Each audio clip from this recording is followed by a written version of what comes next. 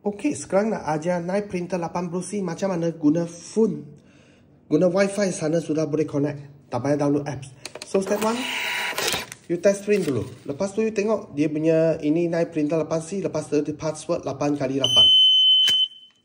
So sudah tengok, tekan masuk. Lepas tu masuk 8x8. Tekan connect.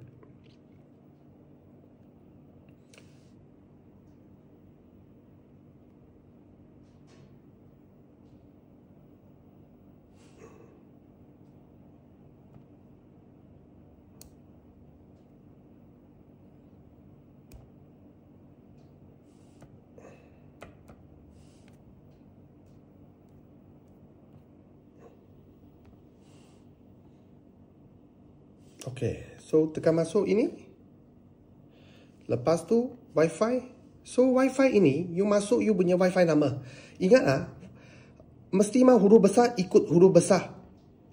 Huruf kecil ikut huruf kecil. So kalau belakang ada 2.4 tekan sekali 2.4. So paling baik guna 2.4 lah, jangan guna 5G lah. Okay, so tekan setting. So kalau sudah set, lepas tu you boleh tengok dia sudah jadi macam.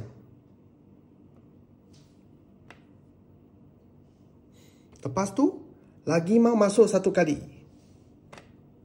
Kenapa? Tekan dia bagi fix IP. Lepas tu, tekan set. Ini macam sudah setting siap. So you double click. Test screen time, you boleh tengok.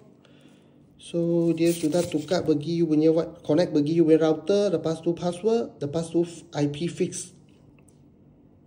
Ini macam connect dengan router sahaja.